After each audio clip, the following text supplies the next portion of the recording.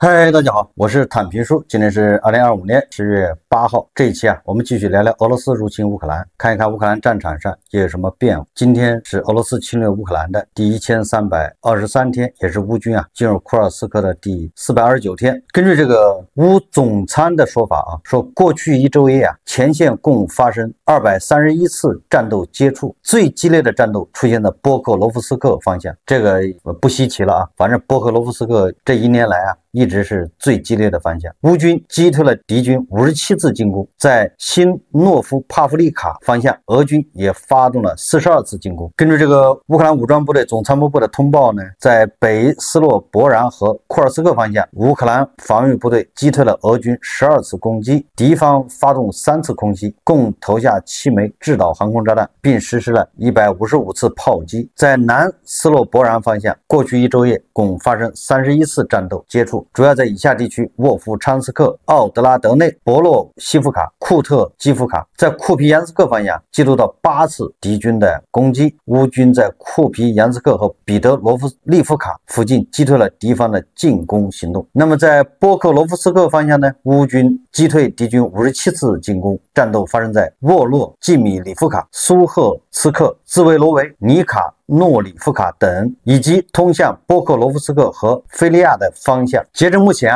乌军光是在当地就是在这个红军村方向波克罗夫斯克方向就已经收复并清理了近400多平方公里的土地，战场局势出现明显的逆转。值得注意的是乌军在这一轴线反攻已经持续了1个月。合围形成后，乌军并未贸然发动全面攻势，而是选择等待俄军主动冲锋，也就是所谓的围点打援来逐步削弱敌军。现在被包围的俄军在被逐渐的蚕食当中，这个是在波克罗夫斯克在苏梅州前线呢，昨天连续3声巨响划破苏梅州的暴雨的夜空俄军的3座补给桥梁瞬间坍塌，化为乌有。乌克兰帖木儿特种作战支队以不到100人的兵力，一夜就端掉了俄军5个关键的据点，彻底切断16公里的核心补给线，让俄军苦心经营的缓冲区计划直接破产。简单点说就是俄乌双方在前线战线的变化并不大，都是在消耗。这个乌军还首次摧毁了配备榴弹发射器的俄军战斗机器人，叫信使和无人机。在波克罗夫斯克方向，乌军首次摧毁敌方为战斗而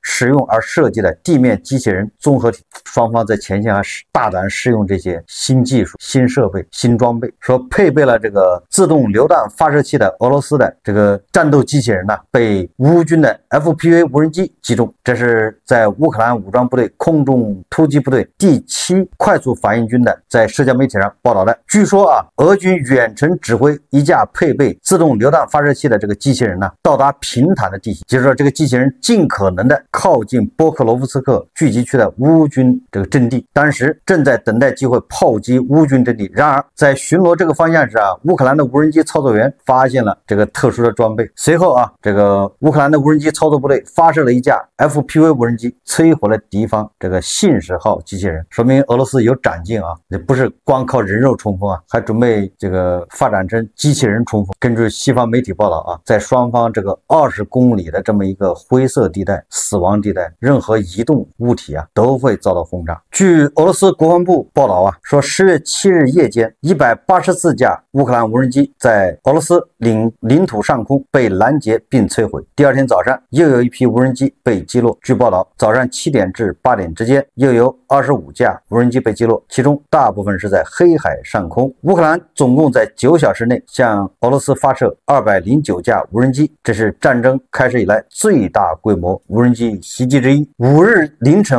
乌克兰无人机袭击了位于夏诺夫格罗德的叫克斯特洛沃炼油厂。这家隶属于卢克石油的炼油厂在产能上排名俄罗斯第4，曾多次遭受乌克兰无人机的袭击。最近一次是9月16日，但屡屡能够修复后重新投产。总之这个乌克兰对俄罗斯这些炼油厂的打击那是反复，对吧？定期的或者不定期的进行轰炸。这个一方面说明乌克兰有这个技术，另外一方面也凸显乌军的这个打击的能力还是是有限。为什么呢？就是这个远程的自杀式无人机啊，它这个战斗部啊还是太轻，也就是如果你战斗部太重，你飞不了多远。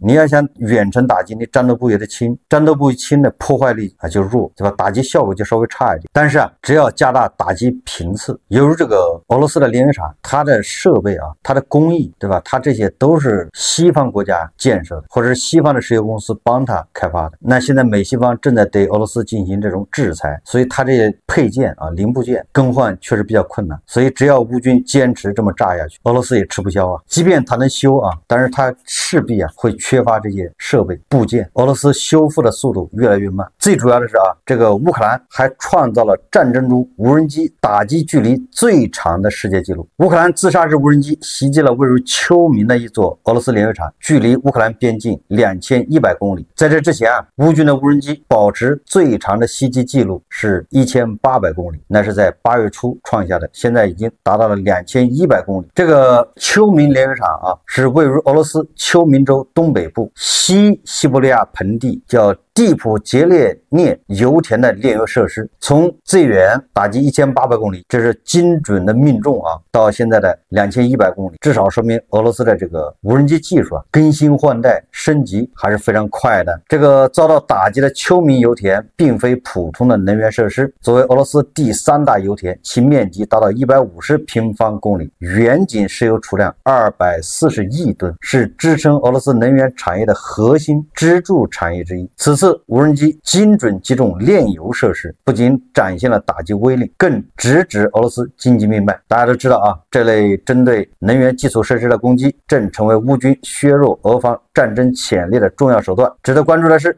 执行此次任务的无人机配备了视觉导航与惯性导航系统。这什么意思？视觉导航咱们介绍过了啊，实际上就是简单点理解，它就是没有 GPS 信号的时候，它照样啊按照这个它自己判断这个地形，然后来执行它的飞行路线，最后攻击既定目标，你就不需要人通过 GPS 去指挥它，而且它这过程中据说啊还能躲避啊这种拦截导弹。这个机身是170公斤，弹头是50公斤，那这个它的破坏能力也大得多。虽然俄乌双方都在互相轰炸啊，但是谁吃亏这个是一目了然。因为俄罗斯你费劲巴拉的把乌克兰炸了没什么用，因为乌克兰它是靠欧盟啊援助，缺什么欧盟送什么，所以你炸它这个就影响就小得多，不能说没有。但是乌克兰炸俄罗斯呢，那是谁疼谁知道啊，都得俄罗斯自己扛啊，没人替他扛。这就所谓的是光脚的不怕穿鞋的，通过低成本无人机实施高频次远程打击，不断扩大俄方的设施损失与经济损耗。那对俄罗斯而言，无法有效遏制这类打击，那么它的能源产业、民生保障与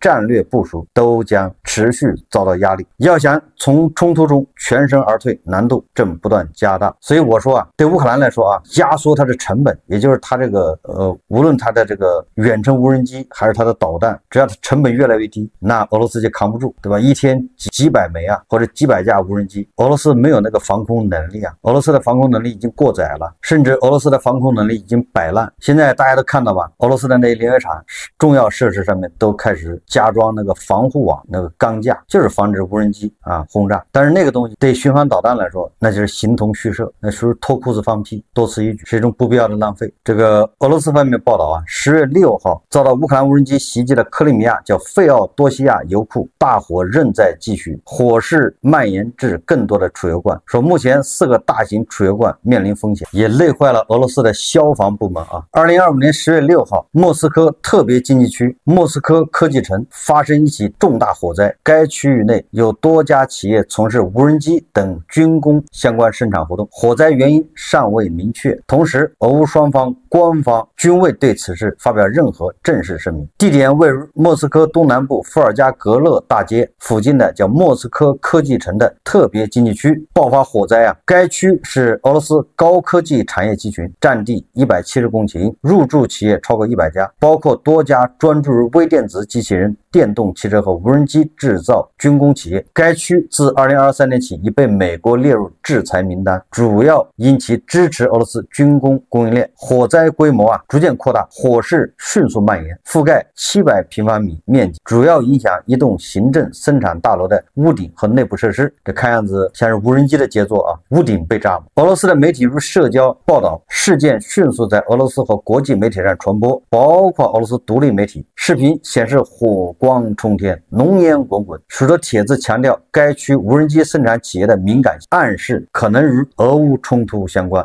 那要简单点说，就是乌克兰的远程无人机又轰炸了这个莫斯科的这个无人机制造企业集群。乌克兰对俄罗斯能源效果去化作用很显著根据莫斯科时报报道俄罗斯在9月底因为炼油厂遭到乌军无人机持续袭击，已造成大量的停车，每天停产大约23.6万吨汽油产能。根据俄罗斯媒体 RBK 报道，俄罗斯38%的联邦石油炼制能力已经停止。我们再看看外交以及国际援助。正当大家担心这个捷克刚赢得议会选举的这个叫安德烈·巴比什，他是有这个捷克特朗普的这个称号的，大家都担心他会破坏捷克的这个炮弹联盟。大家都知道吧，捷克为了乌克兰的炮弹他成立这个炮弹联盟，由捷克组织，然后这个其他国家出钱，当然捷克也出钱然后捷克来负责组织要么是全球采购，要么是给这个欧洲这些国家下订单，总之他来组织负责乌克兰的这个炮弹，这叫炮弹联盟。大家都知道这个计划呢，捷克肯定也占便宜，因为毕竟捷克很多军工生产线就得到这个满负荷开工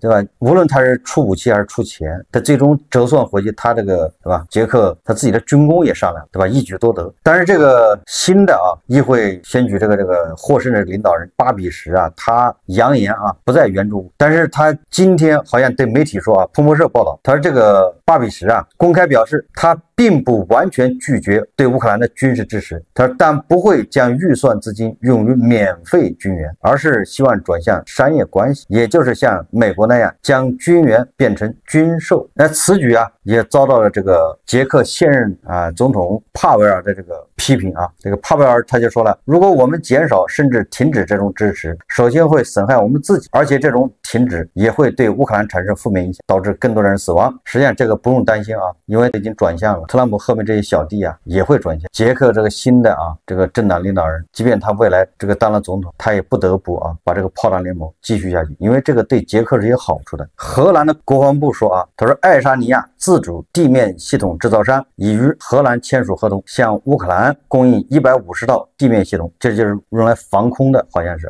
这个德国总理默尔茨他在德国公共广播联盟脱口秀节目中说他说他对俄罗斯可能攻击另一个欧洲国家表示担忧。他说因此我们支持乌克兰，不仅是为了帮助乌克兰本身，更是为了震慑俄罗斯，防止他去攻击欧洲的其他国家。下一个可能成为目标的包括摩尔多瓦、波罗的海3国，甚至可能是波兰。我们必须要把北约建设的足够强大，让俄罗斯不敢轻举妄动。我倒是觉得这个普京一旦腾出手来一旦缓过来，恐怕第一个打击的就是因为波罗的海3国这回他真的有可能3天就结束，因为面积太小很有可能出其不意。打波兰有点够呛也就是短时间你不能解决，那就变成战略相持，那又变成消耗战。我们再看看这个特朗普突然这个态度也再一次发生变化。当地时间10月6号，美国总统特朗普表示他已就向乌克兰提供战斧导弹一事做出了某种决定。特朗普称希望了解他们用这些战斧导弹做了些什么，或者把导弹运到了哪里。大家看视频You made a decision on whether to supply Tomahawk missiles to Ukraine or sell them to NATO and let them sell them to Ukraine. Yeah, I sort of made a decision, pretty much. If you consider, I think I want to find out what they're doing with them. Yes. Where are they sending them? I guess I'd have to ask that question. That war should never have started, would have never started. Such bad judgment was used there. I think on both sides, by the way. But nobody looks good with the war with Russia and Ukraine. Nobody. That's been a horrible. This week they lost over 7,000 soldiers between the two of them. This is every week they're losing 7,000, 8,000, 5,000. they have a range of like 1,500 miles or something, and so they'd be able to. No, I know. No, I would ask some questions. I want to see what's. I'm not looking to see escalation. 这可是特朗普亲口说的。首先啊，应该可以判断这个战斧导弹应该是到了乌克兰。这个战斧导弹，乌克兰人用的话还需要一些培训，当然也可能是美军在用，这个不太好说，对吧？也可能是美国的雇佣军呢，就是美国这个以前的那些士兵退役的，对吧？他们操作过战斧导弹的，这完全也可能，这样最快。但如果是培训乌军来用的话，需要点时间。但是不管怎么说啊，战斧导弹肯定是到了乌克兰，这个说明这个特朗普啊，美国啊，对普京也是啊仁义至尽呢，也就是一直在给普京做心理辅导，对吧？做心理建设，安抚他，对吧？这个导弹，对吧？迟早是要去的，不要太紧张，不要这个破防，对吧？说了这个2月，导弹就来了。但是这个导弹什么时候落到俄罗斯领土，这个还得关注一下。特朗普虽然说话比较含糊啊，但是你乌克兰，你得告诉我啊，你要炸哪里啊？要目标告诉我，然后这个导弹到哪儿去了？你现在反正我卖给北约了，对吧？大概其实德国和这个波兰这些国家掏钱呢啊，然后这个你们把这个导弹送哪儿去了？然后你们打算炸哪里？你得告诉我。实际上啊，对特朗普来说，你只要不炸克里姆林宫，你随便炸，但是你不能打击平民目标，这个肯定不合适。就是说这些军事目标啊，那你只要不炸这个克里姆林宫啊，那特朗普估计不在乎，你爱炸哪里炸哪里，不就炸炼油厂嘛，对吧？或者炸那个克里米亚大桥，给他来10发。当然了，俄罗斯人现在已经紧张起来了啊，据说克里米亚大桥啊已经加强了防空措施，各种抗干扰。据说这个俄罗斯人对这个干扰战斧导弹还有一定的心得啊。据说在叙利亚的时候啊，他就用那个电磁干扰导致这个战斧导弹偏航，这个成功概率还挺高的。但是啊，一定要记住了，道高一尺，魔高一丈，魔高一尺，道高一丈，对吧？人家战斧导弹也会做升级啊，对吧？抗干扰，所以我觉得这个战斧导弹啊，很快就会落到这个俄罗斯人的头上，马上就要尝一尝战斧的这个滋味。我在以前节目也说了啊，这个特朗普你再不给战斧导弹，这特朗普都不赶趟了，你知道吧？你想摘桃子都摘不了了。如果特朗普给了这个战斧导弹，然后战斧导弹在乌克兰战场上用了，那么以后乌克兰赢了，这特朗普可以拍着胸脯，对吧？又再骂一顿拜登，对吧？什么都不敢给，还是我给了战斧，扭转了整个局面，取得了这决定性的胜利，他也可以吹啊。不过咱话说回来，如果特朗普真的给了战斧导弹，而且允许乌克兰用战斧导弹打击什么俄罗斯的重视目标，对吧？克里姆林宫这个之外的那些目标，那这个特朗普比拜登就走得更远了，对吧？这个咱们就得给特朗普啊竖个大拇指了，就得点点赞。但是还得看到啊，这个战斧导弹落在俄罗斯再说，对吧？因为特朗普还是善变的。这个美国战争研究所他说啊，这个战斧导弹呢，能打2000多公里。那么在这2000多公里里面，覆盖了俄罗斯大概是将近2000个军事目标。如果这个战斧导弹是能打1600公里，那么这个射程之内啊，大概1650个俄罗斯的军事目标。简单点说，就是俄罗斯人瞧好吧，等着吧，该来的总了，就是迟早是要来的，对吧？也不要过于这个害怕。虽然普京啊亲自恐吓的吧，我记得昨天普京说了，美国要提供战斧导弹，那俄美关系就完蛋了，就这意思啊。特朗普不信这个邪，特朗普果然尿性了一回啊。俄罗斯人继续恐吓啊，这个俄罗斯总统新闻秘书佩斯科夫在新闻发布会上指出啊，如果向乌克兰提供战斧巡航导弹，是一次严重事态升级，可能涉及核武器版本的该类型导弹。你看佩斯科夫暗示啊，这个恐怕引发核大战，就这意思。他说啊，这将是一次严重事态升级。然而，这并不能改变基辅政权在前线的局势。但重要的是要认识到，撇开各种细节不谈，这些导弹可能是核武器版本。不要说那些没用的，对吧？人家招呼也打了，时间对吧也给了2月了，俄罗斯人心里大概应该能接受了啊，对吧？炸一炸更健康啊，怕什么？俄罗斯是越打越富有，对吧？越打越有钱。希望俄罗斯人呢要顶住啊，不要投降，对吧？不要因为一个战斧导弹就吓尿了。这个特朗普啊，确实也是不按常理出牌，对吧？也是不讲武德。为什么这么说呢？因为10月7号是俄罗斯总统普京的73岁生日啊，73岁生日，你特朗普不送个礼物，人家普京给特朗普还送了一个，对吧？俄国最好的艺术家画的那个肖像，就是特朗普那个演讲的时候那个著名的，对吧？那中枪那个高举拳头那个画像，作为回礼，普京73岁生日，对吧？也不说送什么东西了，你居然给乌克兰送战斧导弹，你这也有点过分，对吧？就是你哪怕过1天，对吧？再宣布，过2天，他偏是普京73岁生日，他不吉利啊。按照中国的古话，73、84啊，阎王不勤自己去啊，对吧？本来这个73岁对普京来说就是个对吧流年不利，对吧？这是要辟邪的。这特朗普给他送个战斧导弹，这不叫捣乱吗？哇，有点过分。标志着啊，普京和特朗普的这个塑料情啊，差不多是正式结束了啊，要不然不能干这事啊。近日俄罗斯报道啊，有2位国家元首打电话向这个普京啊祝贺生日，一个是阿塞拜疆总统阿利耶夫，一个就是朝鲜的司令官啊金司令官。就我想这2个人呢，十有八九啊，都委婉的提醒了这个普京啊，73岁要注点意，73岁是个坎儿，不要不信命。73岁啊，爬坡过坎儿，说不定这真的这一年啊，这阎王不勤，他自己就去了，找个歪脖子树啊，自己爬上去了。为什么这么说啊？那个乌克兰的对外情报局啊，叫亚历山德罗夫，他10月6号对媒体表示啊，他说朝鲜成为俄罗斯弹药的主要供应者，提供了俄军弹药需求的1半。你说战打成这份上，靠俄罗斯靠朝鲜这么一个国家来顶着。说朝鲜目前向俄罗斯提供35%到50%的弹药需求，每月提供20到26万发152毫米和122毫米炮弹。乌情报部门还记录了9月份新增1000名朝鲜军人抵达库尔斯克，克里姆林宫还在部署朝鲜劳动移民，以补偿因征兵动员而造成的劳动力损失。目前超过1.78万名朝鲜工人在俄罗斯受雇，并计划再招聘2.6万人，其中包括6000人被分配到乌克兰临时被占领领土从事建筑工作，也就是马里乌波尔呀。这个芬兰总统啊，他在接受记者采访的时候，他说啊，芬兰总统亚历山大·斯托布表示，俄罗斯的经济啊正在摇摇欲坠，通胀高企，储备枯竭，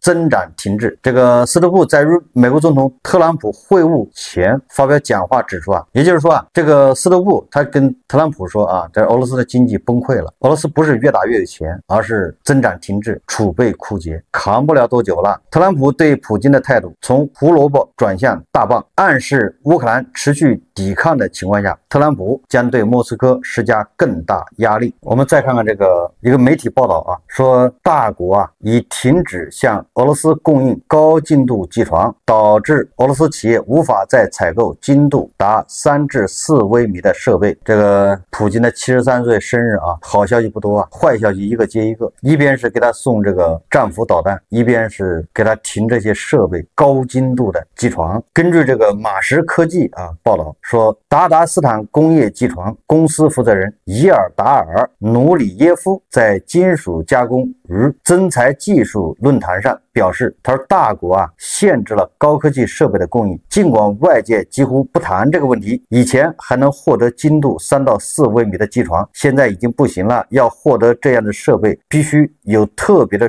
出口许可证。他还指出，即便是运出已购买的机床，也会伴随一些不愉快的事件。他的企业从事基于大国技术的机床系统本地化，也就是这个操作系统啊，你还把它整成俄语的，对不对？本地化呀，就他认为这些新限制表明大国无意进一步发展与俄罗斯企业的合作。与此同时，高精度设备出口限制与大国和俄罗斯贸易额的急剧下降相吻合。根据大国海关数据，2025年8月，大国对俄出口同比下降 16.4%，8月份啊下降了 16.4%啊，是7月份的2倍，7月份就下降了 8%。总体来看，2025年前8个月，两国贸易额下降 9%， 约1450亿美元，其中俄罗斯对大国出口下降 8.8%， 从大国进口下降 8.2%。我早就说了啊，这个大国啊是不会为了俄罗斯这么一个树啊，一棵小树放弃整个森林。到现在为止啊，还在跟俄罗斯做生意，无非就是还没到关键时刻，对吧？还没到紧要关头啊，毕竟这个欧洲啊、美国啊都在跟俄罗斯做生意啊，对吧？这个买卖也不亦乐乎的，包括印度，对吧？跟俄罗斯都在做生意，并没有断掉。所以说大国还在做生意也很正常。但是你从这个目前这个交易量，对吧？出口额在下降，其实也能看到问题。这个实际上还从另外一个角度可以看出啊，俄罗斯和大国两个人就尿不到一个壶里去，这不是以个人意志为转移的，大家一定要记住了啊，不是以某些人、某个人或者两个国家、某些领导个人意志就能转移不了。为什么呢？大家记得吧？就是前一阵子大国，对吧？是对俄罗斯开放了签证，但是俄罗斯到现在都还没有对大国开放，为啥？对吧？